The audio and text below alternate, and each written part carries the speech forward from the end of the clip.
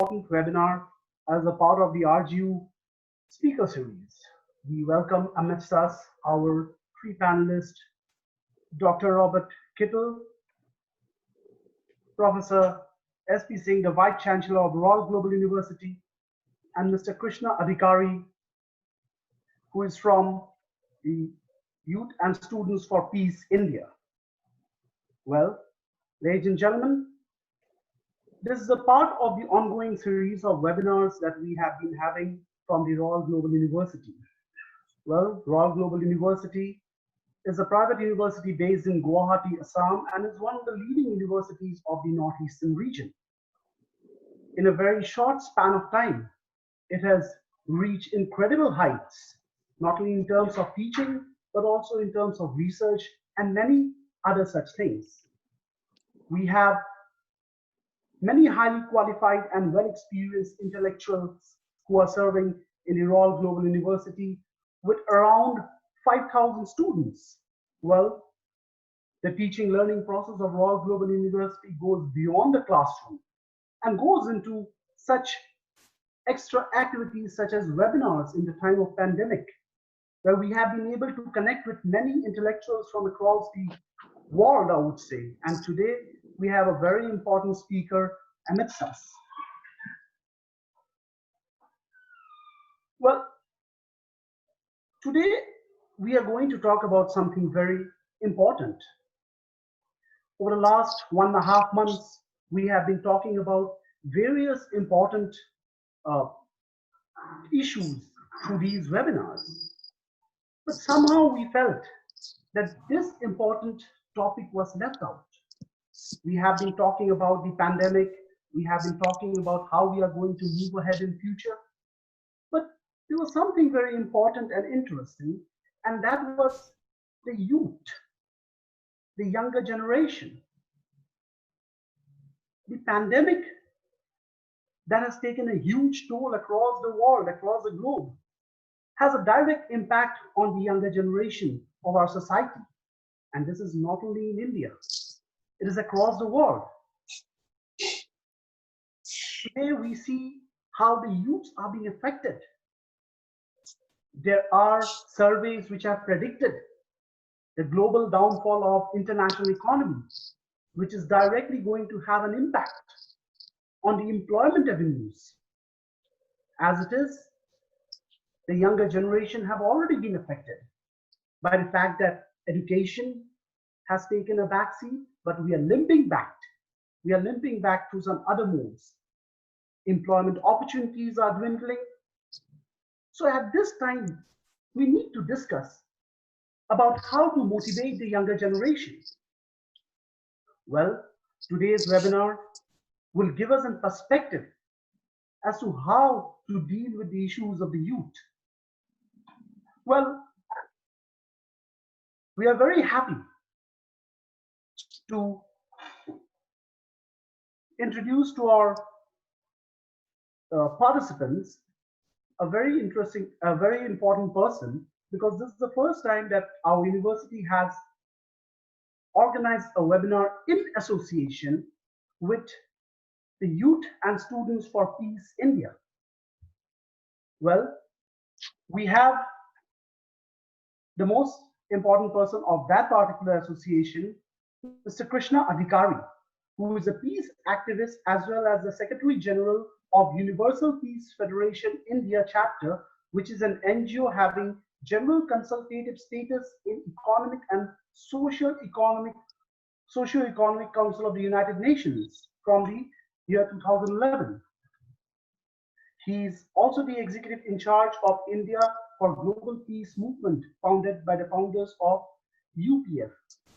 Well, we welcome you, Mr. Krishna Adhikari, and please take over to introduce your organization to our participants. Mr. Adhikari, over to you. Thank you, Dr. Dhiraj, and with my very special humble greetings to Honorable Vice Chancellor, Professor S.P. Singh sir, for kindly accepting my humble proposal of hosting this webinar.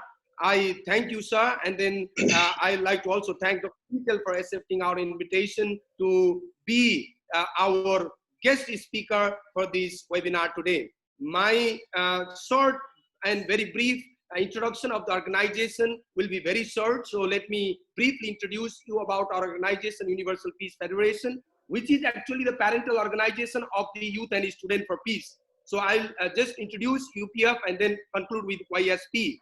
So Universal Peace Federation is a global NGO having general consultative status in the Social and Economic Council of the United Nations, established with the vision of building an ideal world of peace, which we actually call as one family under God. In our age-old Indian tradition, we call it Vasudhaiva Kutumbakam, one world family. But unfortunately, as we are badly challenged and deeply suffered by this corona pandemic in the world, COVID-19 pandemic, we don't see the world as one family. So no matter whatever challenges humanity has faced, no matter how big the struggle and suffering humanity has faced, the history has proven that humanity always moves forward.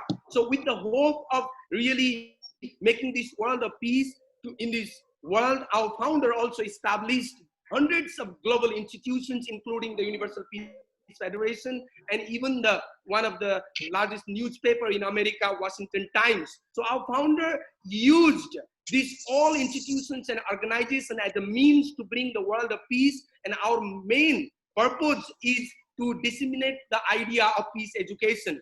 As I quote here, Nelson Mandela said, education is the most powerful weapon which you can use to change the world. Our founders have been using the means of education to break down the barriers of race, religion, culture, and nationality and build a world of lasting peace, which we call ideal world of peace, one family under God, or Vasudhaiva Kutumbakam. And they have been organizing hundreds and thousands of global activities throughout the world, and even including the establishment of the Sun Have Peace Prize with the worth of $1 million. And we were very honored to have a first winner from India, Dr. Murad Vijay Gupta. And in India, to really carry forward our activities, it was established by Dr. Alan Singhvi, a great and a very renowned senior advocate in Supreme Court and High Commissioner for London for 10 years, and then also a member of parliament in Rajya Sabha, who is also the father of Abhishek Manu Singhvi, a great man in India. And he was followed by Honorable Eduardo Falero, the former minister, and His Excellency Balmiki Prasad Singh, who was the former governor of Sikkim. And presently, we are very honored and blessed to have Honorable Bhubaneswar Kalita from Assam, who is a member of parliament in Rajya Sabha, as our patron, and Srivatsa Goswami as our author, and Ambassador K.V. Rajan as our chairman, and I'm honored to be the Secretary General. And we also do hundreds and hundreds of activities throughout the nations, and we also take part in the global activities conducted by UPF International. And very recently, last year, we were very honored to be in the your very own university, Royal Global University, to commemorate the United Nations International Day of Peace and Nonviolence, in which we were very honored to felicitate your Honorable Chancellor, Dr. A.K. Pansari, as our Ambassador for Peace. And after that, with that association, your Honorable Vice Chancellor from Royal Global University has already took part in our very prestigious events in Cambodia and even in Korea. Thank you, Honorable Vice Chancellor, sir, for taking part and really supporting our peace activities. And we have been doing also the peace webinars during this lockdown period and this pandemic period. But our main focus is in raising the global peace leaders from the youth of today, because youth are the future of tomorrow. So our youth initiative is called as the Youth and Student for Peace, and Universal Peace Federation supports the Youth and Student for Peace activities, which aims to advance the world of peace by empowering the youth to become a global peace leader, by supporting the UN SDGs as well. And our global founder is none other than Dr. Agjahan Moon, the founder of Universal Peace Federation. And we are very honored today to have our international chairman of YSP, Dr. Kittel, as our speaker, and international president is from Japan, Koji Matsuda. and it was a global launching which our founder launched in 2017, and it was also organized in our India. The national launching was organized in the Parliament of India, and Dr. Kittel was also a guest speaker there. And in India, we have a very prestigious youth leader, a very dynamic youth leader, Mr. Joshua Jena is our youth president in India. And for the other information, you can visit our websites of iayysp.org. This is my short and brief introductions, and I would like to end with the very special invitation to all those who are watching this and the faculties, and I would like to also request the university to support this upcoming global rally of hope to be conducted by our founder Mother Moon, which will be attended by, it is hoped that it will be attended by more than 1 million people all throughout the world, and it will be a combination of the advanced technology. It will be a magnificent and spectacular event. So please don't miss it, and please join with us in this event Beyond Life to build a world of peace.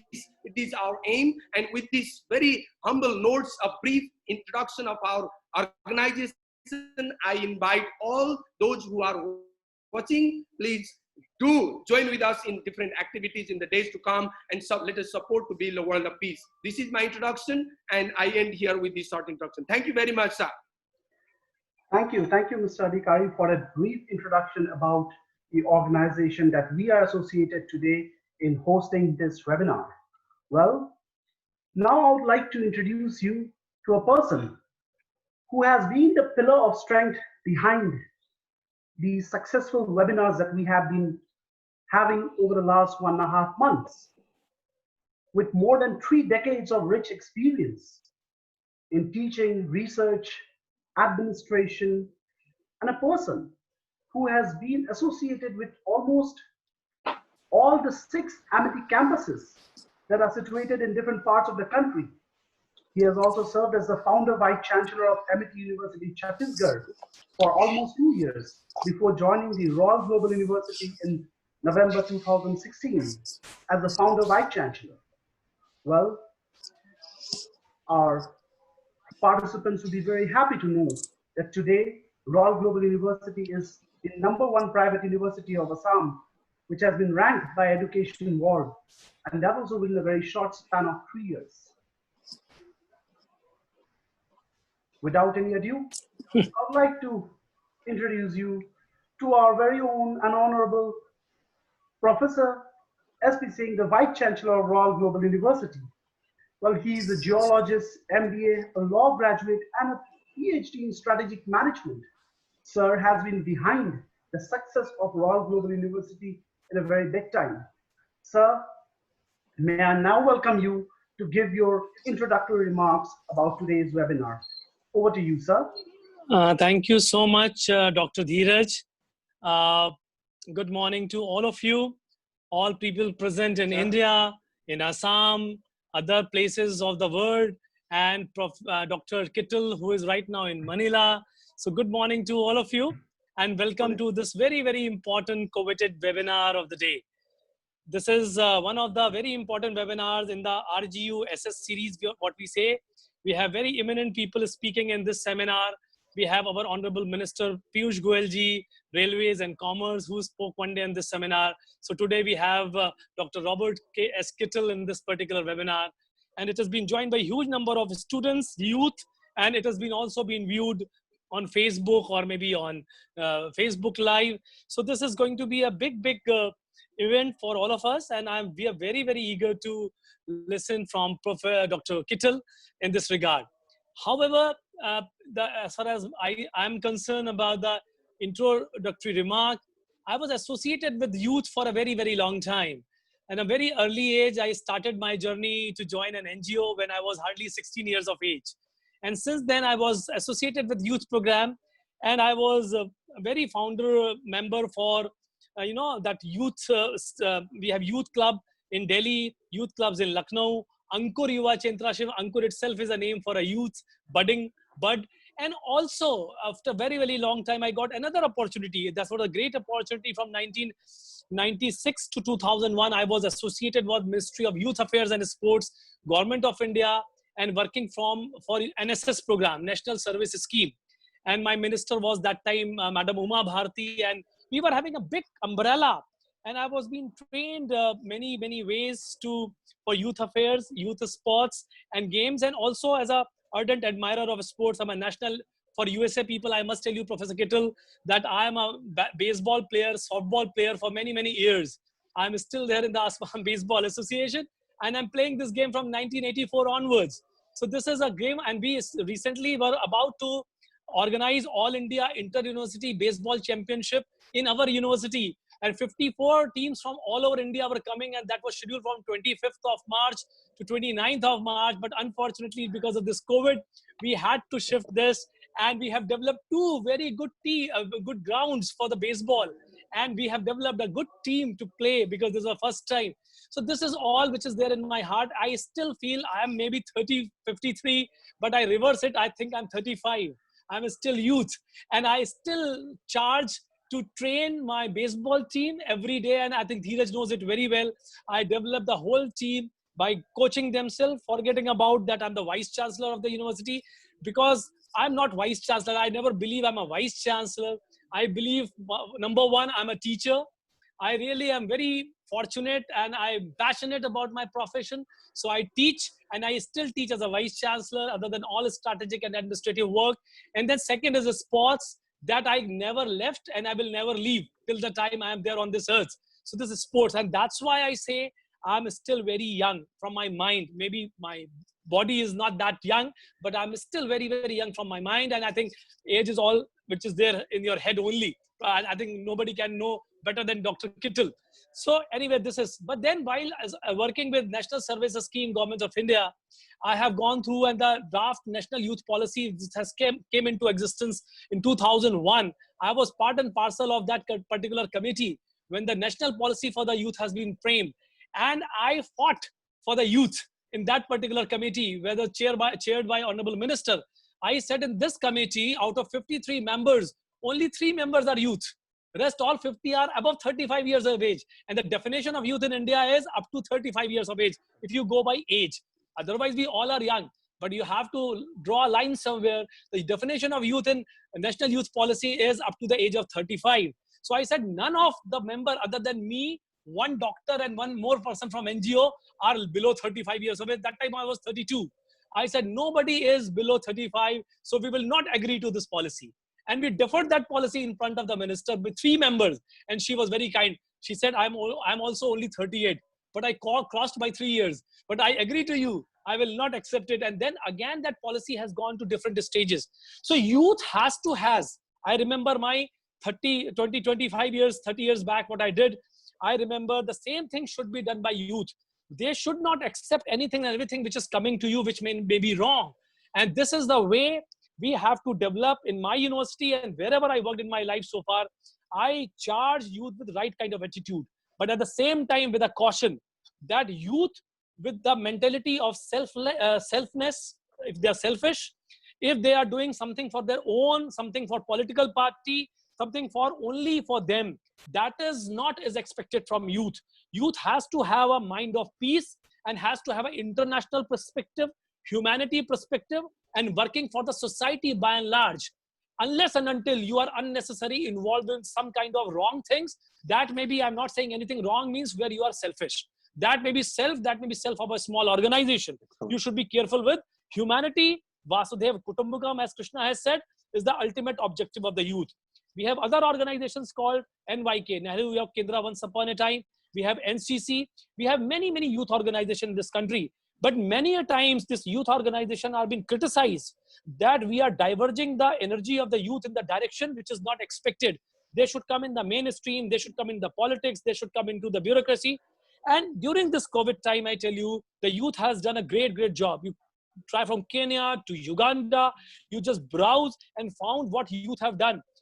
With respect to NGOs, with respect to working in the hospitals, becoming volunteers, youth has come in the huge number to support the already existing infrastructure and already developed system of the government and non-government sector to help. I remember when there was a huge migration of laborers from one place to another in this country, India, when there was a lot of problem. I tell you, each and every place, including my NGO, Ankur, and many NGOs in the world, including in Assam, They all were distributing food packets, water bottles, money to these migrant laborers and youth, because they were confident that they will be having least chance to get infected, and they were having the second confidence that even if they will be infected, the mortality rate is very less, and they will not be having the major calamity. So therefore youth came forward and worked. And still I would say, go to the market, you see around, you will find maximum youth people are trying to serve the society in every form, starting from a small shop to a tempo driver to everybody. So youth are fighting.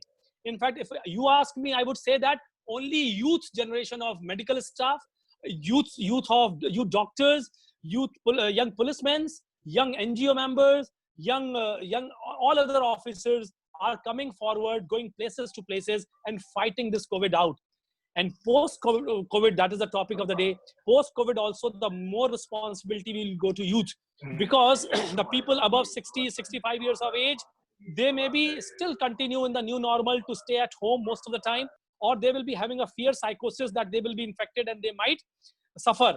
But youth will come in huge number out in the during new normal, and once it will be absolutely normal, then everybody will come out. But during the new normal time, youth have more responsibility. So therefore I urge upon and request each and every youth and young member and non other members who are participating in this webinar, that responsibility of youth is going to be manifold.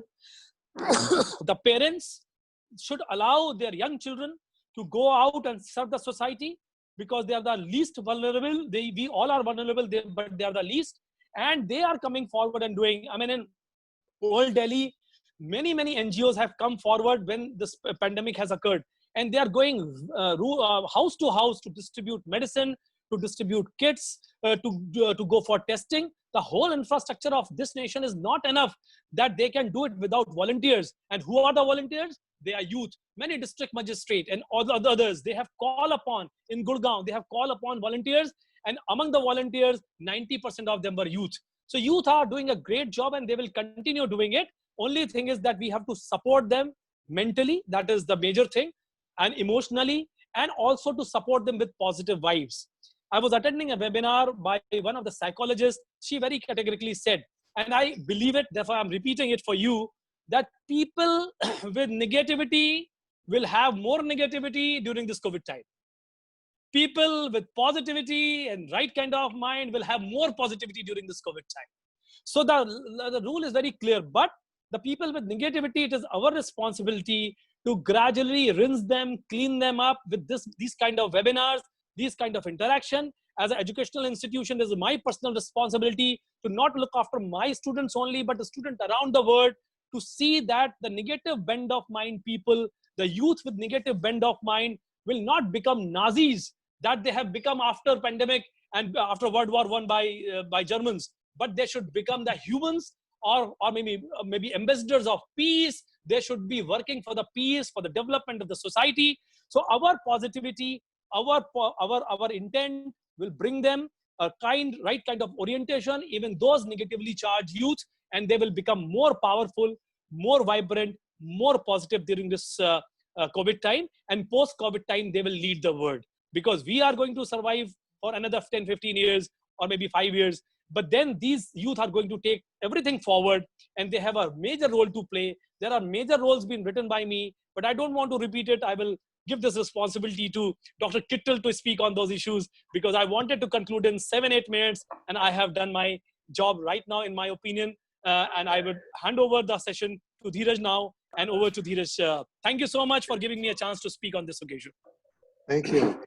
Thank you, sir. Thank you. As always, you have been very incisive about your views regarding the topic. And yes, we need to figure out as to how the youth of today needs to be supported, needs to be motivated, because this entire pandemic has brought out the issue, and which you have rightly addressed, that the younger generation, and if we, as you have rightly said, they have been taking the majority role, right from, if you see in Delhi, the Gurdwara committee are all represented by the younger generation. They are distributing food everywhere. As it is in the health sector, the youth is playing a very important role. But at the same time, we also need to figure out as to what is going to happen to that section of the younger generation who feels that they are losing out on something, be it in terms of employment, be it in terms of education, be it in terms of other opportunities?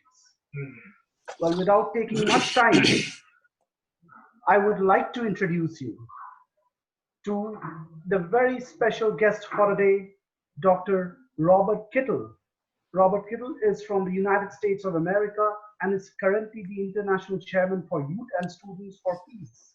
He is also the Director of Education for Universal Peace Federation of Asia Pacific, specializing in adolescent character education and family values-based programs. Well, Dr. Kittel has a huge experience across the globe. If we look at his profile, he is one of the motivational speakers right from Africa to Asia to almost all continents. He is considered as one of the most leading voices in terms of energizing the youth towards the right direction, because we need to ensure that this pandemic does not lead our youth to any wrong direction. Well, without taking any much time, let me welcome Dr. Robert Kittel. Sir, over to you. Thank you, Dr. Dhiraj Borkotoki. Yes, you have got it right. Got it, thank you. And to the Vice Chancellor, Professor S.P. Singh, thank you for your really enthusiastic words. Your heart and spirit are young. We can feel that when you speak and when you talk, and we're very grateful to have that. I want to share with you kind of the more internal, actually, Professor Singh, you gave an excellent presentation in terms of the youth's responsibility, in terms of the service, in terms of their outreach in the community, in terms of their lack of vulnerability to this COVID. And that's all true, and we support that. I want to supplement and support that with more of an internal approach to the role of youth and students, and I think they'll be very complementary. I'll do a screen share if I may.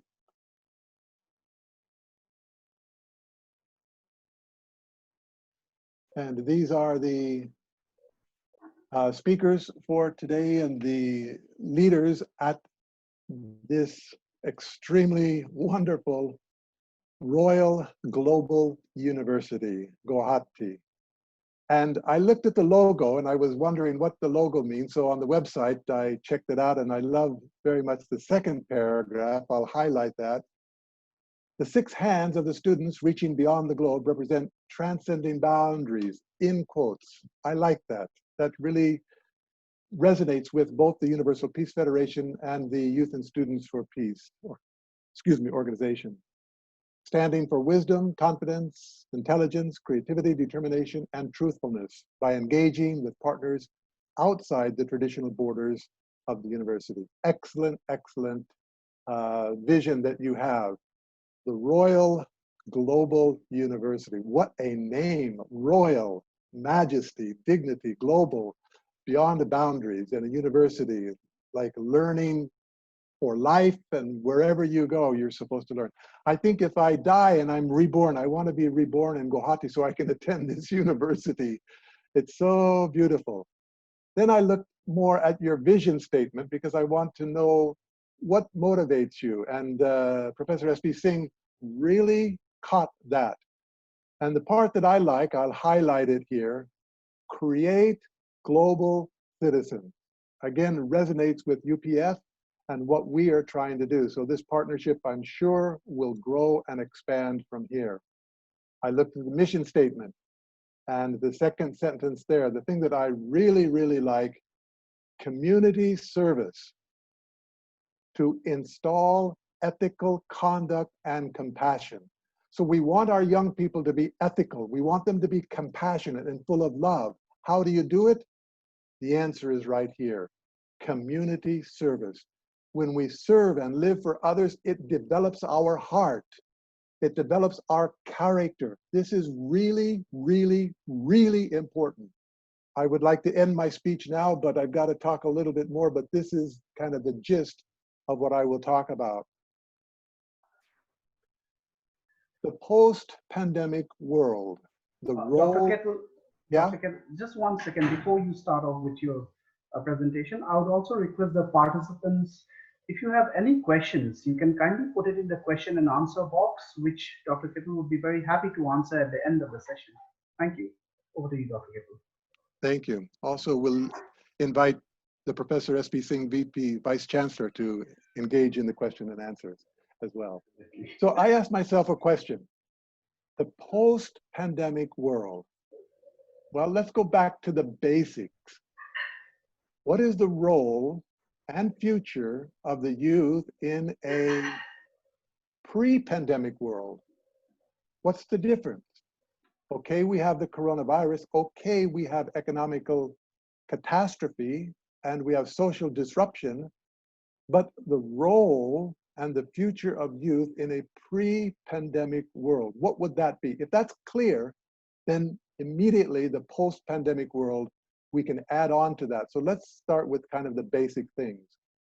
I looked at the United Nations website, UNESCO, and they define what youth is. It is a period of transition from the dependence of childhood to adulthood's interdependence as members of a community. So the youth are transitioning from childhood to adulthood, from dependence to interdependence.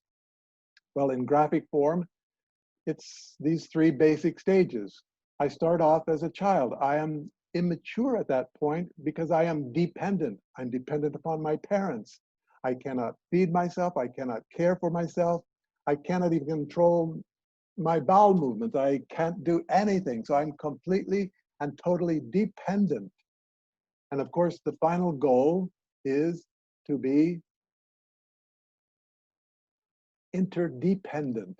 And what does this mean? It means, well, by definition, the state of being dependent upon one another, mutually dependent. So if I am interdependent, it means not only can I depend on other people, but they can depend on me. In other words, I am responsible. When I make a commitment, I will keep it. When I'm given responsibility, I will do it. This is the key, very important. So the child is dependent because they cannot think of others. They're hungry, they cry. I want food now, not at 7 o'clock, now, 3 o'clock in the morning. Mommy's tired, I don't care. I want food.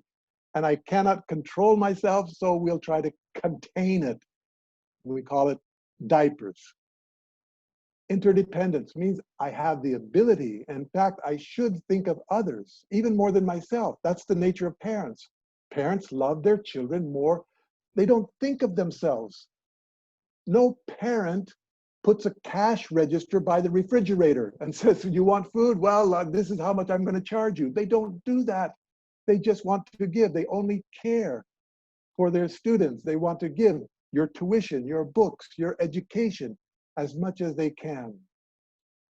The person in the middle, the one who is transitioning, is the youth.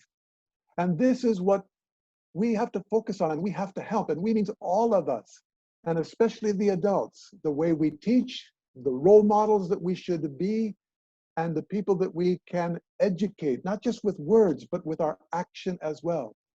Living for the sake of others. This is the transition. This is Father Moon's autobiography. He's from Korea. He passed away in 2012. And he wrote his autobiography the year that he passed away, to realize that we exist for the sake of others is a great achievement that will change our lives. When we realize that our life is not ours alone, but is meant to be for the sake of others, we begin to follow a path that is different from the one that we were on. This transition is a great achievement. It's very, very important. So it means I'm changing. When I'm born, I can only think of myself and I cannot think of others, and I'm immature. Well, that transition, that priority changes, and I think of others and I don't think of myself. I become an adult, I become mature. So the more we think of others, the more we care for others, the more we do for others, transitions us from the immaturity of birth into adulthood as a mature, responsible citizen. Father Moon's motto for his life was live for the sake of others. Is this definition universal? I believe it is. And if it's universal, then can all religions agree without violating their religious tenets? Because we need to have religions working with us, all religions. This is my favorite verse from the Bhagavad Gita. The oldest religion in the world of sacrifices. The sacrifice performed by those who desire no reward is the nature of goodness. I sacrifice, but my sacrifice is not for me, it's for others. That's the heart of a parent. Sacrifice without reward. So that's there. Father Moon said, live for the sake of others. Yes, there are different words here, but it's the same principle, the same concept. Jainism. Rendering help to others is the function of all human beings. You want to be human? Help other people, according to the Jain tradition. Wow. So these are some of the oldest religions in the world. And I asked myself, because I lived in India for many years. In fact, I have visited 35 states and union territories of India personally, giving presentations with Dr. Young and also Krishna Adhikari. Dr. Young is our regional group chairman. We traveled for months, 2 months around India. So my question, what is the animal that is most valuable to human beings? And of course, people would answer, we can't dialogue here, but people will say a dog or a cat. Some people like birds and rabbits. But if I change the question, then the answer becomes clear. What is the animal that serves human beings most? The answer is very clear. Nandi, the cow. It will plow the field. It will thresh the grain. It never complains. It just serves. You cannot plow the field with a dog or a cat. You cannot get milk from rabbits. You can't do that. So the cow is the one that sacrifices or serves the most, and we should learn from that. And that's not only in India, it's in China where they put the ox on the Kunming Lake to prevent from flooding. Now it's a lake, but then it was a river. So the goodness of living for others will protect us. Yes, it will. That's what Dr. Singh talked about. The positive mindset will protect you. And in Egypt, the goddess Hathor was the cow. And so it's universal. And even in the Abrahamic faith, when Abraham made his sacrifice, which started 3 religions, the Jews, Christians, and Muslims, the heifer or the cow was at the completion stage, the highest of this offering. This is the point. Sacrificing for others is good. This is the basics. And then young people can do that because they have more energy and they have less vulnerability, especially in this time of COVID-19. Father Moon explained it this way. We look at here in the Bible, whoever seeks to gain his life will lose it. Take, take, take. Give me, give me, give me. Well, that selfishness that Professor Singh talked about, that will kill you spiritually. It goes on to say, whoever loses his life will preserve it. That's the irony. That's the dichotomy. If we seek to take, we lose. We seek to give, we gain. That's the nature of goodness. That's the nature of love. In the Hindu, the Islamic tradition, in the Quran, do not expect in giving any increase for yourself. The same idea, sacrifice without reward, give without expectation, live for the sake of others. The principle is the same, but in different words. Here in the Dhammapada, the teachings of Buddha, cut the love of yourself, and then you develop the path of peace. Why? If I love myself, I will not find peace? Yes. Because I love myself, I will not sacrifice. I will ask you to sacrifice for me, but I will not sacrifice for you. No peace. Because that relationship cannot bloom and blossom into a relationship of love and interdependence. Buddha also said, misers do not go to heaven. Miser is a stingy, selfish people. They do not go to heaven. But noble men, noble women, find joy in generosity, joy in living for others. And this gives them joy in the higher worlds. Confucianism. To nourish the mind, there's nothing better. Make the desires few. You want a healthy mind? Don't be selfish. And a healthy mind means a healthy body, a healthy lifestyle. Live for the sake of others. Father Moon said, a true life is a life in which we abandon our private desires and live for the public good. It's a truth that is taught by major religious leaders, past, present, east, and west, and that is true. And this is an important point. You don't need to change your religion to be good. That's why it's called a Universal Peace Federation. We can work together. Keep your religious traditions. This principle of living for others is found already in every religion. But it's even beyond religion because it's universal in psychology. Sigmund Freud is the father of psychoanalysis. Delay gratification. That's an important component of emotional intelligence and maturity. Going back again to this transitional period. You want to be mature, you want to transition into a mature person, delay gratification. Don't be so selfish so quickly. It's also in social justice. This book, The Good Society by Robert Bellah. The most profound decisions about justice are not made by individuals as such, but by individuals thinking on behalf of institutions. You want to be a good son? Think on behalf of your family. You want to be a good citizen? Think on behalf of your nation. You want to be a good student of Royal Global University? Think on behalf of your university, not just yourself. That's the nature of goodness. And it's in civil rights in America. Martin Luther King, who led the civil rights movement in America. Life's most persistent and urgent question is, what are you doing for others? The most persistent, the most urgent question. And that applies to youth because they have the most energy. They should be doing the most. They should be serving the most. Pre-COVID, post-COVID, this principle doesn't change. Mother Teresa, give,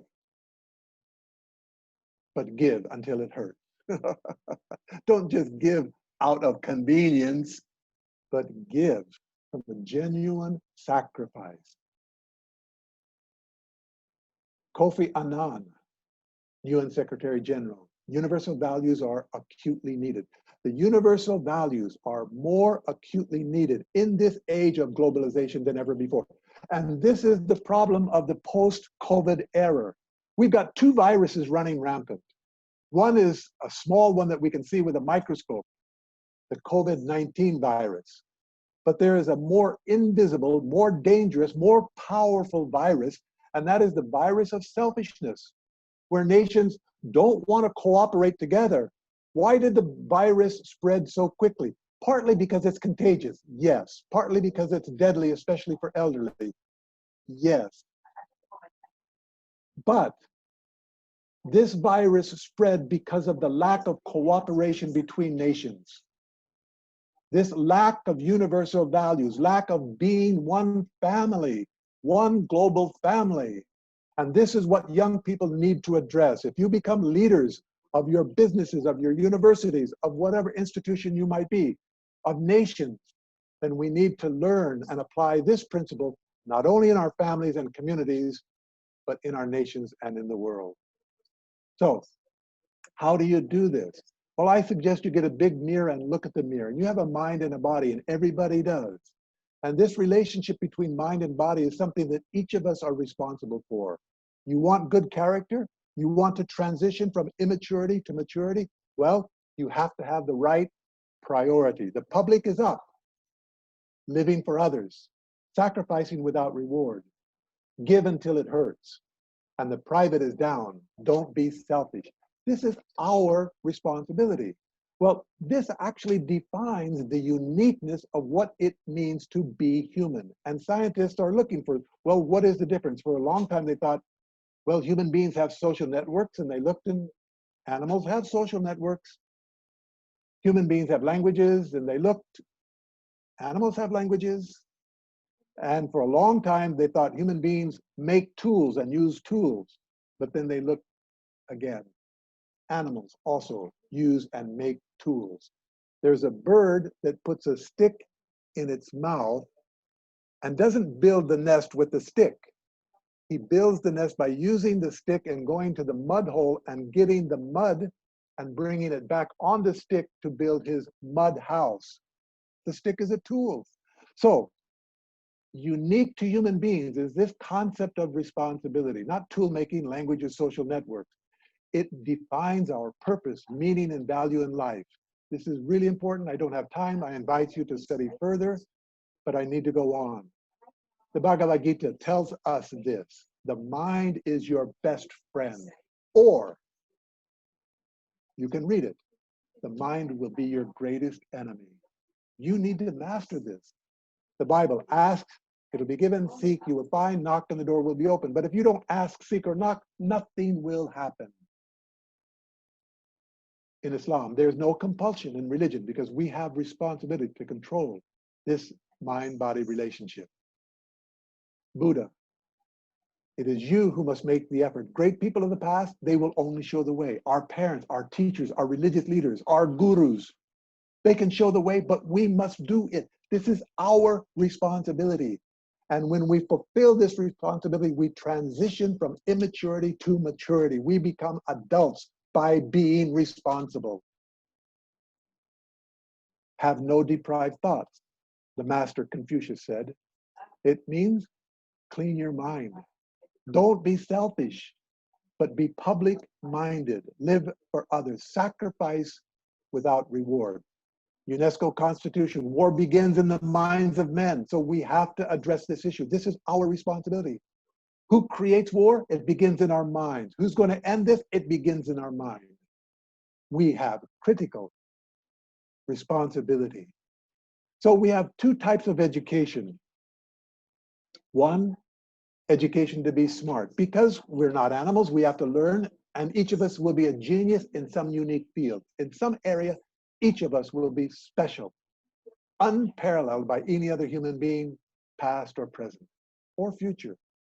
But there's another part of education, and this is what I really like about the Royal Global University in its vision and mission statement. I pointed it out at the beginning. I'll mention it again at the end because it's so important. Education to be good. We have to teach to be good, to learn to be good. So oftentimes in universities and educational institutions, they teach to be smart. They hope we are good, and the product is a wrong priority. We have a big head. I've got a PhD. I'm a doctor. I'm a professor, and I have a small heart. And this is wrong because the priority of education is wrong. American President Theodore Roosevelt said, to educate a man in mind and not in morals is to educate a menace to society. So just teaching people to be smart, literate, to read and write and take tests is not enough. The education system has to put a stronger emphasis and priority on teaching to be good, creating ethical character. We have to change the priority. We have to teach to be good. And that needs to be the major part of our educational initiative. On top of that, we do need to teach to be smart. And with that priority, we will have a big heart, a public-minded, a global citizen, a responsible adult, and a normal head. We'll be humble and meek. So let me look at the problem in a different way. We have a mind and body, and we have to prioritize those correctly. And that will reflect or impact on human relationships.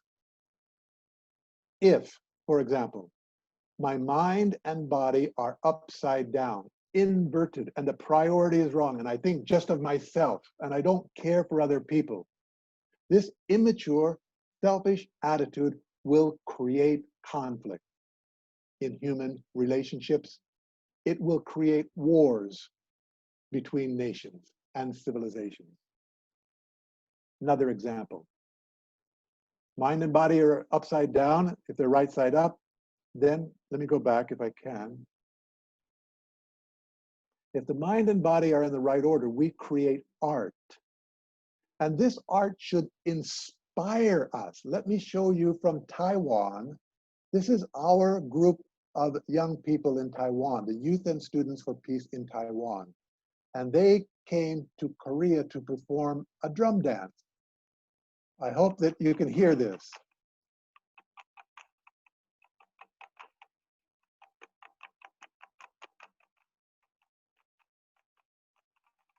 There are about It did not play Dr.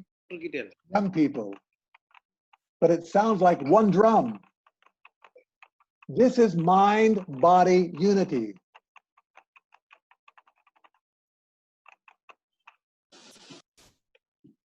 This is mind and body unity. And I'll ask a question. If you have workers in a factory who have this level of self-discipline, this level of mind-body unity, will the product from that factory be high quality or low quality? High quality, yes. High quality. So this is the key. This is the key to really creating quality products, is the integrity of the worker, their personal responsibility to self-govern themselves. Then you don't have to be a policeman. You don't need all the video cameras. And you don't need all of the laws because people govern themselves. Wow, what a free society we can live in. But if we get it wrong and we turn it upside down and I just want to make money, I want to have a business and want to make money, then what will I do? Filth and art, obscenity, pornography. I'll ask a young girl who's barely of legal age, give her 100 rupees, 200 rupees, please take off your clothes, I want to take your picture, and I'll sell the picture. But I do not care about this girl. I care about myself. I care about my profit. I don't care about her past family, her future family. I just care about myself. I don't care about the impact on society. I just care about myself. How destructive. The inversion of mind and body, of thinking only of myself and not thinking of others. The immaturity in adulthood is very, very dangerous. Another example, industry. Every industry has waste material, all right? That's natural. But what do? Do you process the waste material? No, no, no, that costs money, and I'm here to make money. I will dump it in the river, dump it in the ocean, dump it in the air, dig a big hole and dump it there because I don't care. This is called pollution. We have the technology. We have the technology. Do we have the priority, the character? In corruption, it's the same thing. I'll take public money and put it in my private pocket with a big smile on my face and hope I don't get caught. Wow. I'll go on. I have about 10 minutes. I think I'm still on time. This boat, let me go back then. I'll show you this one here because it's from America. The biggest bankruptcy scandal in human history was in America at the beginning of this century. Enron went bankrupt because they cooked the books. They were just trying to make money. So I realized, well, poverty doesn't cause corruption because the people at the top, they were the richest. They were rich and they were corrupt and they were smart. The best universities in America. So just teaching to be smart doesn't work. Here's an example. Billions and billions of dollars were wasted and lost. Here's another example. In Korea in 2014, this ship boat turned upside down. There were kids on the boat. It was going from the mainland of Korea to the island, Jeju. And the kids were going on a field trip. Well, it turned upside down and 300 kids died. Why? There was no mechanical failure. There was no storm. This boat just turned upside down in the middle of the ocean. What happened? Problem is mind and body. And if you are the captain of the boat, it means you have a public responsibility. That is the safety of the ship and the safety of the passengers. That is your public responsibility. You have a private responsibility. You need to make a profit, but it needs to be secondary. It cannot be the priority. It has to be secondary to the safety of the passengers. Well, the captain of this boat said, no, no, no, I just want to make a profit. And in the bottom of the boat, he put 3 times more than the legal limit of cargo. He's going from the mainland, he's going to the island, more cargo, more money, yes. He didn't even tie it down. And the boat made a turn, and the cargo, which was 3 times as high as it should be, fell over. And the boat capsized. And 300 children died needlessly. So this mind-body thing is a big thing. It's not a small thing. It's a huge, huge thing. If we look, where do we learn to unite our mind and body in the right way? It's called living for the sake of others. Well, who is the first other that I live for? I live for the sake of others, but who's the first one? Where's the model? That's the parent-child relationship. Children live for the sake of their parents. That's where they learn to be unselfish, where they learn to be public-minded, where they have a different priority. That teaches filial piety. It teaches love. It teaches the mind-body priority. It teaches good character. It's all learned in the family. This is our North Star. It's our compass. And we ask young people, we have a game to play. If you're in trouble in school and somebody asks you to smoke or take drugs or have sex, just close your eyes and ask yourself a question. Will this make my parents happy? Can I go home and report, Daddy, Mommy, I learned to smoke. I learned to take drugs today. Look, I got needle marks. Oh, I had sex. What parent would be happy? They would be heartbroken. So your North Star in your life is your parents. That's the beginning. That's the first step. It has to go beyond that, sure. Father Moon said, moral norms arise from the conscience, not from laws. The foundation of the conscience is goodness itself. So the standard of goodness is the standard of the conscience. That is living for the sake of others. And that is based on this universal family value. So it's called scalable. We live for the sake of our family, we have good character, and we are filial children. But the family lives for the sake of community. We're called a good citizen. We pay our taxes and we obey the laws. But the community lives for the sake of the nation, and we become a loyal patriot. And then the nation lives for the sake of the world. We become a holy saint.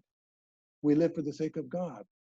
We become a Mahatma. This is scalable. Living for the sake of the world. We become Mahatma. We become like a Gandhi-ji. And when I was a young boy, I went to India in 1975 when I was 24, 25 years old at that time. I went to the Rajghat on the banks of the Jumuna River. And I went around to each of the 4 gates. And I entered through the Western gate, which is the tourist gate. And I looked also at the Northern gate, which is the VIP gate. Then I went over to the Eastern gate. Eastern gate faces the Jumuna River. Chiseled in stone is this inscription from what Gandhi taught this nation. The father of our nation. His words are there. You can go and look, they're still there. They're chiseled in stone. They're not going to go away. This is what he said. I want to see India free and strong. The individual, being pure, sacrifices himself for the family for the village for the district for the province for the nation for all. I want Khudai Raj, which is the same thing as the kingdom of God. So in the first sentence, Gandhi identifies the verb. It's very important, sacrifice. He left it out of the second sentence. So I'll put it in. It's okay to leave it out because it could be understood, but I want it to be understood very, very clearly. The family sacrifices for the village, and then your village has vibrancy and life. And the village sacrifices for the district, and the district sacrifices for the province, and the province sacrifices for the nation. And this is where we are today. Can nations sacrifice for the world? This is the problem the COVID-19 virus is making so clear to us today. Without our cooperation and collaboration among nations, the virus runs rampant. I want Khudai Raj. I do too. Gandhi-ji wants it. Where does peace begin? Go to the Rajghat. Look at the Eastern Gate. The individual, how do you want to be pure as an individual? You sacrifice for your family. I want to quote this again, my favorite verse in the Bhagavad Gita. Of sacrifices, the sacrifice performed by those who desire no reward. This is the nature of goodness. This is what Gandhi is teaching us. His words are still there today. Patriotism and children's love are the same thing. Let me show you. Filial piety, filial child. A child that loves their parents is called a filial child. And what does that child say? Well, my mom and dad are the best parents in the whole world. Every child should feel this way. We don't compare with other parents. We don't need to. We shouldn't. We just love our parents, and we should. And I love it when you go to the airports and the train stations in India, and I see the young people bowing down and touching the feet of their parents and grandparents when they meet or when they leave. This is a wonderful tradition. Don't lose it. Take our computers and take our airplanes, but don't take our culture. Keep your culture. This feeling of love for your parents doesn't stop with a feeling. It engenders sacrifice. If needed, I will die for the sake of my parents. That's a filial child. The patriot has the same heart. It's bigger, yes, it's on a national level, but it's the same. Let me show you. The patriot, my nation, is the best nation in the whole world.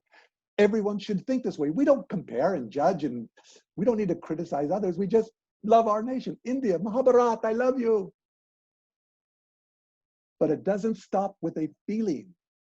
It too engenders sacrifice. If needed, I will die for the sake of my nation. So who is the patriot? Yes, the soldier on the battlefield willing to die, he's a patriot, but everyone must be a patriot. The businessman, I have the wealth of the nation. Gandhi said the businessmen are the guardians of the wealth of the nation. The religious leaders must be the guardians of the morals of a country. The teachers must be the guardians of the students of a nation. We should all be willing to sacrifice for the sake of our nation. We all need to be patriots.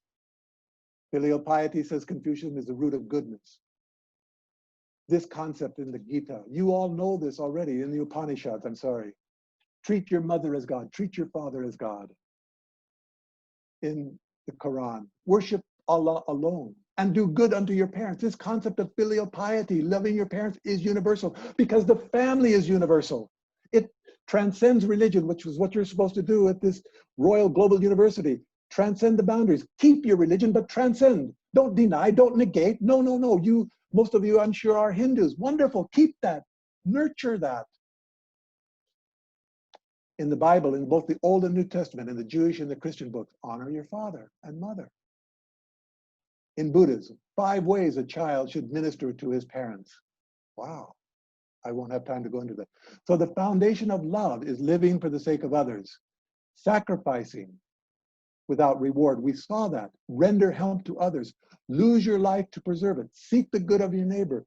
Give without expectation. Joy and generosity. All religions are teaching that. Make your desires few. Delay your gratification. Seek justice on behalf of the institutions. What are you doing for others? Give until it hurts. Once we have that heart of living for others, then we create love. There are 4 loves that are created within the family. I'll go quickly. Sacrificing for others is good. Father Moon said, without sacrifice, love is not love. Without the element of sacrifice, love out of convenience is not love. It's a convenience. It's fake love. I want to give something, but I'm just going to give leftovers, or I'm going to give something that I really don't want anyway and pretend that I'm sacrificing. Don't do that. Sacrifice until it hurts.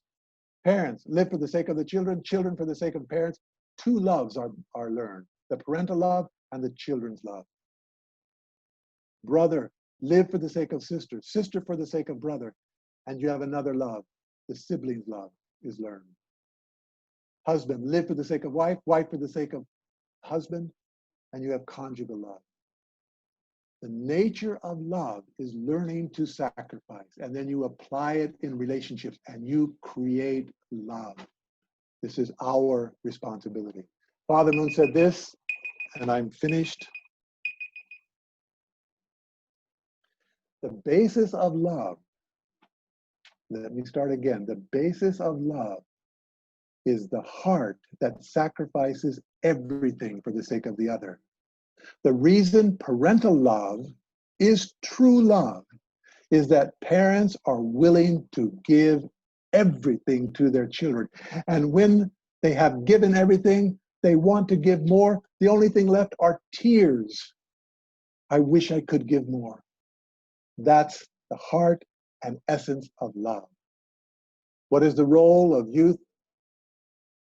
The role and future of youth today, pre or post-pandemic, it's to live for the sake of others. And there are many ways that youth need to do that, especially because they are the least vulnerable in society today. You can start by beginning at home. Do a service project in your own home tonight. Tell your father and mother tonight you love them. Write them a love letter. Why not? Your parents will keep that letter forever. Put a few days into it. Do something creative that surprises them. Invite them out for a dinner. Remember their birthday, their wedding anniversary. So many things we can do.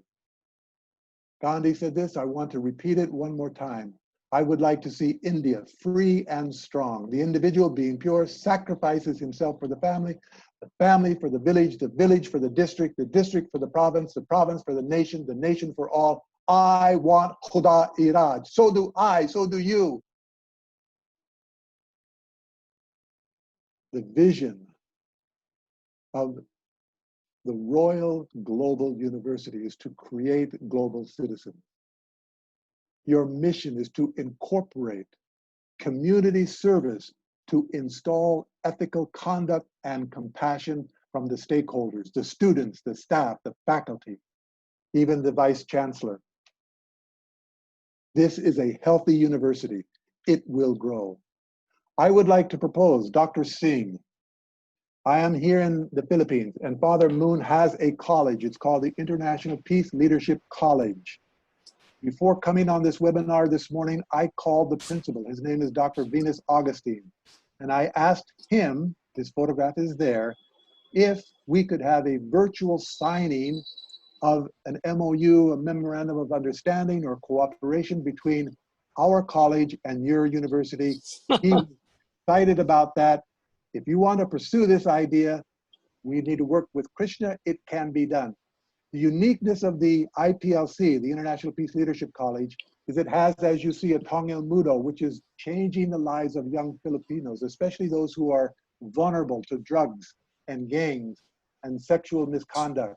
And we are changing the lives, so much so that the government is sending students to our university. Okay. And at our university, we have a registered class. So the university is registered, accredited with the government of the Philippines, and one class called Peace Education, a full curriculum at the postgraduate, graduate or postgraduate levels. So I invite this cooperation, and more will come from that. Again, please let me remind you of this 9th, August 20th. Again, you will find this is going to be exciting. This will be a mega program beyond live, augmented reality. It's going to be very good. Thank you very much. I hope I haven't gone over time. No, Thank you, absolutely not, sir. Dr. Kittel. Before Dheeraj, you come into picture, I would love to be part and parcel of this MOU, and I'm so very kind. You have really made my day. I'm so very happy to know from you that before joining this webinar, you already have spoken with the principal of that college, and we will be very eager to work together for the peace, for Universal Peace Foundation, and we will take it forward from here. Thank you so much, Dr. Kittel. This is just the beginning, sir. Thank you. Yes, thank you so much for this beginning, because every beginning has to happen in the right perspective. I think we have the same tune. When you were talking, I was thinking the way I am thinking, the way I think. You are just thinking beyond that, bigger than that, but on the same line. So I'm so very glad. I could hear you laughing in the background, and I thought, yes. Yes, thank you. Thank you so much. Over to you, Well, Dheeraj. Yeah. thank you, sir. I think everyone will accept with us that this has been one of the very interesting webinars. It was way out of the general webinars that we have been having over a period of time. And with a very somber mood, I would like to say that it was really interesting to hear Dr. Kittel's observation about sacrifice, values, family, morality. Somehow I feel we lost these words in the race to become successful in life. I think there are no words to express our gratitude for this wonderful webinar that Dr. Kittel had just presented to us. Thank you very much. Uh, well, before we go ahead, I would like to now uh, invite Dr. Kittel once again, because we have plenty of questions and answers. I think the youths and everyone, they have been putting plenty of questions and they would like to hear from you. And I would like to start off with the first question, Dr. Kittel. And this comes from Shyamakanta Bora. In today's world, the youths cannot intermix amongst themselves and others. Also, their anger issues are more prominent. There are lots of cases of depression, and not discussing the issue is one of the core problems. Due to such things, there are high suicide rates. And he wants to basically know, what do you advise? What kind of advice do you have for the youth of today who are at times frustrated, so to say? Dr. Kittel. Two things. First of all, is to understand what happens after we die. Because everyone dies. There's no doubt about that. And Stephen Covey, in his book, 7 Habits of Highly Effective People, habit number 2 says, begin with the end in mind. This means, well, you begin a project, you want to build a house, you have a blueprint. You want to know what the house is going to look like. So you have this blueprint, this final project. Then you work and it's done. So the final outcome of life is death. So we need to understand the nature of the spiritual world, that it is a world of reality. It is a world where we carry with us the accomplishments and also the problems of this world. So we've got to solve our problems here in this world. Taking those problems, however big they are, it doesn't matter. We need to solve them here on earth. And that's the most important, because those problems going to the spirit world, it become more difficult. But how do you do that? Most of the social problems that we have, including depression and suicide, including gangs and drugs, and including, sex and violence and all of these things, actually begin from fractured or families that never fail to form. So we've got to go back. And my advice is, if you come from that kind of family, don't pity yourself. Life is hard. Some of us have more hardship, but life is not easy for anybody. So look at the future. How can you make your future family better? And you can. And that will give you hope, and you will overcome whatever difficulty you have. I would also suggest that you join a group of people, of young people, that have a common heart or spirit. There are many YSP clubs that we have. We have Tongil Mudo, martial arts clubs, but there are religious groups. Join these groups so that you can share. If you can share your emotions, oftentimes they become less of a burden for you. But again, you've got to take responsibility, and don't take the shortcut, but look forward to the future and how you can make the future better for you, for your family, for your nation, for this world. That's the role of young people. Pre-COVID, post-COVID, doesn't matter. Thank you, sir. There is a very interesting question. I would like our Vice Chancellor, sir, also to answer this. This question is, youths nowadays live in computer and social media. How would you bring them back to the real life? VC, sir, would you like to take this first? Because being the head of an institution, we are bound to, go online these days. What are your views, sir? Yeah, very, very relevant question. I would say that. I think I will try my best to answer. But first thing and foremost important is that I don't think that social media is a bad thing. Because of digital world and social media, we exist now in the pandemic time. So it is all positive. The way you take it is a different, because anything which is obsession, which go beyond your control. If you are whole day on social media, You're not being able to manage your time. You're not being able to manage your health, your psyche, your time devoted for social media, time devoted for your work at home, time devoted for your health, time devoted for your knowledge, then it is a problem. Otherwise, social media is a boon. I would say that it's a boon if you use it judiciously. So I think the answer has been given in a manner, because social media is a very good thing, unless and until you have unnecessary obsession for that. Second, the digital part, the gaming. Gaming is also not bad, because I am with youth. I'm dealing with youth, so I have to be young. So I can't discard all these things. Gaming is good. Social media is good, but everything has to be done in a very disciplined manner. And I mean, what I think Dr. Kittel has very rightly said, and I reiterate, that unless and until you have love for your nation, love for your institution, love for your family, love for the world, love for peace, love for harmony, love for sacrifice, love for selfless attitude, you will not be able to divide your time accordingly. Your time management depends upon all these criteria. Say how much time you want to devote for your nation, how much for yourself, how much of a family. Because once you will do it, you will devote definitely less time on wasteful activities on social media and wasteful activities on the games. Because games and social media are also de-stressing for the time being, but they become stress after some time. So that de-stressing and stressing, you have to find the gap. Therefore, prudence is more important. And I think we have to live with this. We cannot avoid social media. We cannot close down the shutters. We have to live with all good and evil. We have to decide how much to take it and how much is good for us. Yes. Thank you, sir. Dr. Kittel, your take on that question. Yeah, I will just add to that, but thank you. I think the first question and the second question go together. Yes. If someone is under stress, and depression is a type of stress, then one of the best things to do is physical exercise. I would say join a baseball team.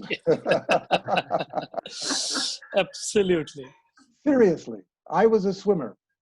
And sometimes in my life also, there were stressful periods of time, and I would go to the gym and work out, make a routine.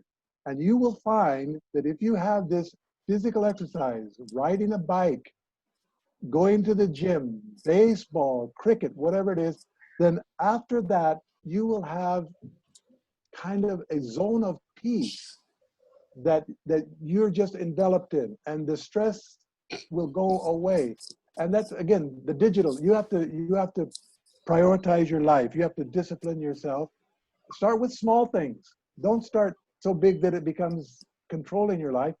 5 minutes of exercise. Make your bed in the morning. Wash the dishes after you eat. Take out the garbage. Start with the little things, but do them consistently. And then you will build on that, and you start to build integrity and discipline in your life. True, sir. Thank you. That's a very wonderful suggestion. Physical activity, which is actually missing from our day-to-day lives. Thank you, sir. So there's a very interesting question which you had been talking about, the idea of sacrifice. And this question is from Christy Shaikia, who says, should we sacrifice the things we feel happy about just because of love? Yes. Especially those things. Especially those things. So when a husband and wife love each other, then they sacrifice this intimacy with other people, this sexual intimacy, and focus it only within that relationship. And that is healthy. The parents want to sacrifice. They want to, ultimately, the parent wants to give everything to their children. It's called inheritance.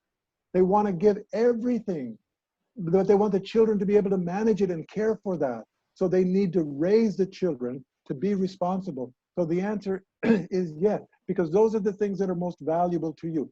Let's say, for example, you have a piece of cake and you have a friend, and your friend says, let's share the cake. And you both really like the cake. You really, really like it. It's your favorite cake. Or what do they call sweeties in, I forgot Hindi, my Hindi, kya kehte hain sweet? Barfi. Meetha. Barfi. My favorite was barfi. Okay, you have a piece of barfi. And then you cut it in half, but one half is slightly bigger than the other. And you both love barfi. and then your friend offers you first. No, you take first. Should you take the big one or the small one? Small. Small. And leave the big one that you love the most for your friend. And your friend will be touched.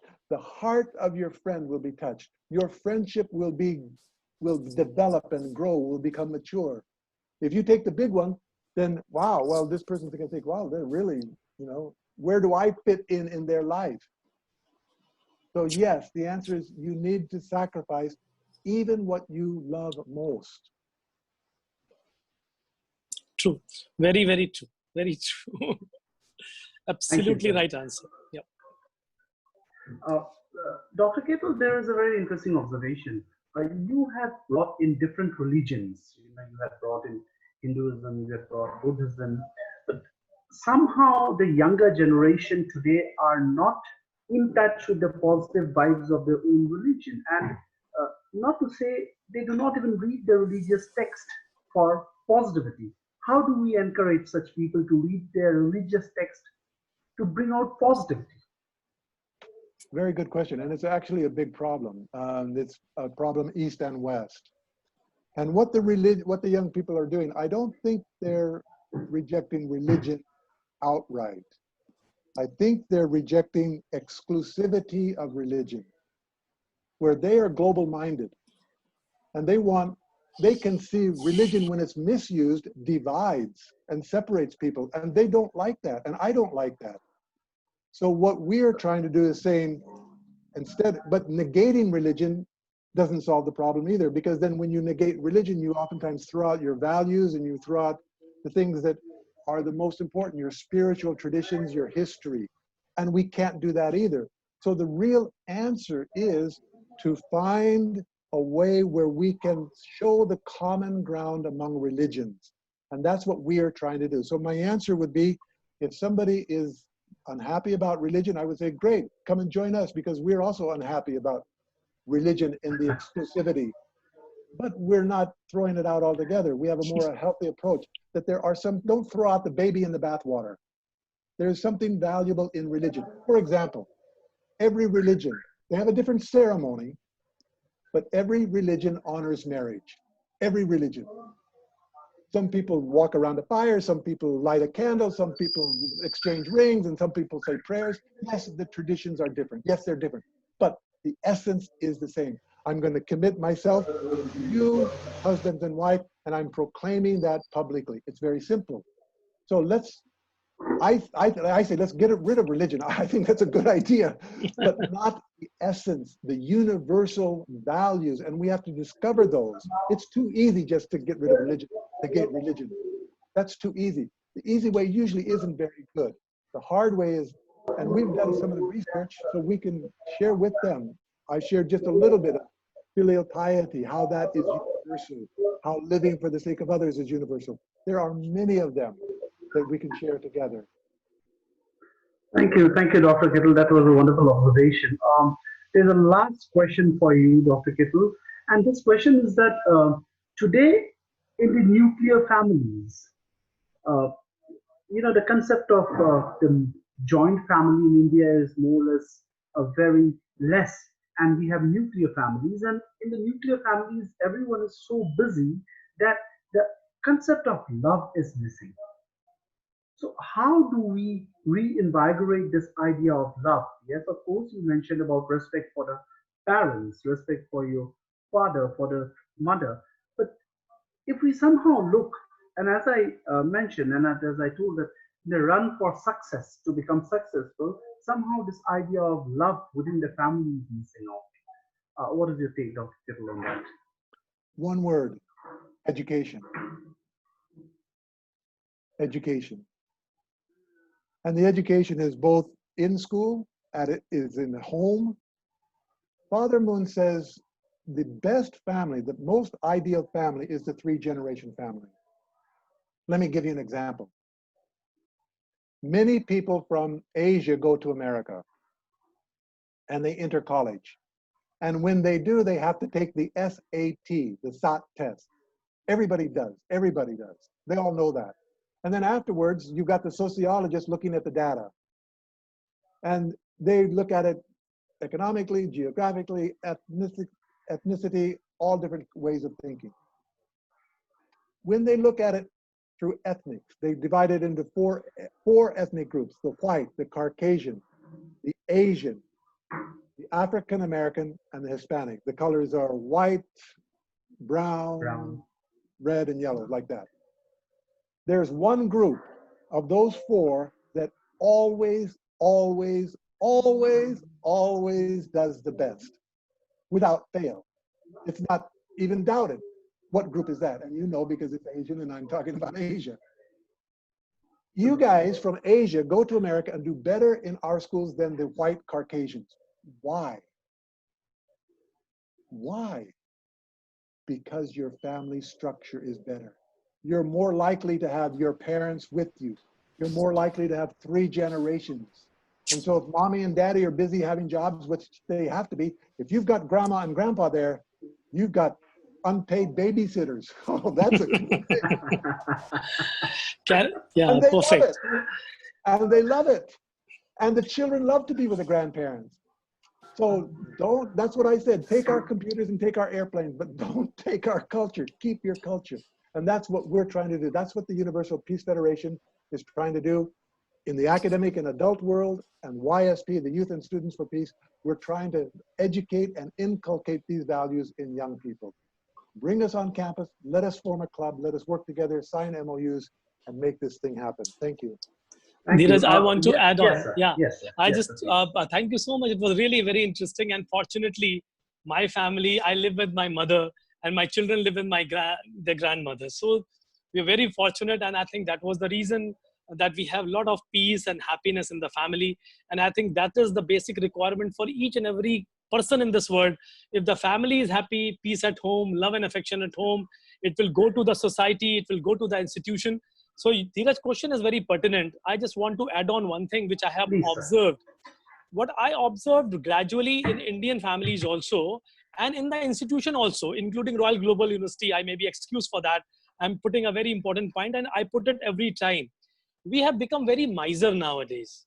Miser not in terms of spending money, miser in terms of sharing our love and expressing our love and expressing our happiness. Even if Dr. Kittel is speaking and I'm very, very mesmerized with his deliberation today, I will have a very heavy heart to tell that he is very good. I will be finding a lot of difficulty to appreciate you. And people will be finding a lot of difficulty to appreciate me if I'm speaking good. Or if I'm good in family, I'm doing good for the family, the parents to the children, children to the parents, and vice versa. There is a lot of apprehensions and appreciation. So that apprehensions and appreciation and showing of love is very, very important. I personally believe in all Indian families, most of them, unless and until there are some problems in the family, love is there. But I would say that expression has become very, very less than earlier times and maybe in other countries. So we should be more expressive in terms of love and affection and appreciation. And if this will happen in the family, this will happen in the institution, this will happen in the community, this will happen in the country, and this will happen in the world. And in Universal Peace Federation, I have seen appreciation for everyone by everybody. And whenever I attended 2 of the webinars, I would say Krishna Adhikari-ji and Dr. Kittel, that I was so mesmerized the way we love each other, the way we love our Mother Moon, the way we express our gratitude for each and every one who come there and speak. Thousands of people are there, but we all are gratified by their presence, and we give each and every minute love and affection to them and appreciation as soon as they do something good. And that is the trump mark for families also. And I'm very, very, I would say, enriched by association with UPF, also by today's deliberation of Dr. Kittel. I'm really impressed, and I would love to be having more interaction with you, maybe at the personal level, professional level, wherever it is possible. Krishna, so kind of you. Thank you so much. You have given me a great opportunity today to listen to Dr. Kittel and to understand more about him and the mindset, what he's having for youth. Thank you so much, Krishna. I just wanted to conclude also with this question. Well, I would like to thank you deeply from my heart that you accepted this proposal, and really we try to give some positive message to our young generation. Thank you, Dr. Dheeraj, to coordinating so efficiently with us, and then especially the proposal accepted by Vice Chancellor sir. And Dr. Kittel, thank you for giving your time. I am deeply grateful for all your cooperation to make it possible today.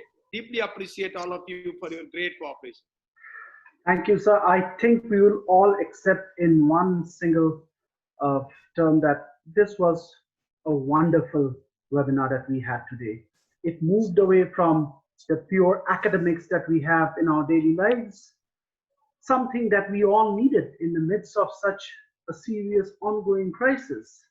Someone to remind us about the values of family, love, morality, respect that somehow we were missing. I think we have no words to express our gratitude to Dr. Robert S. Kittel. Thank you very much, sir. We are indeed blessed that you had come over to our webinar and you had spoken to a huge number of participants. We had almost 250 to 260 people who were listening to you. To our Vice Chancellor, sir, thank you so much. You have been always a pillar of strength for us. And in fact, this entire webinar for today was actually organized by our VC, sir. I am just a small moderator out here. He was the person who brought you. To Mr. Krishna Adhikari, thank you very much for managing. And we have been having talks over the last 1 week as to how to go ahead. I think we have done well. I am your service, sir, all the time. Thank you, sir. Thank you. To all the participants, especially our register ma'am, the academic chairperson ma'am, and our senior faculties, and also our young students who have been with us for this entire 1.5 hours. I hope that we have learned many things from Dr. Kittel, and we can also implement what he said today in our day-to-day lives, because we need some kind of reimagination towards these concepts. Thank you, sir. With these words, I would like to say thank you very much. Have a good day. Keep in high spirits. Thank you. Thank you. Namaskar. Dhanyavad. Thank you. Thank you.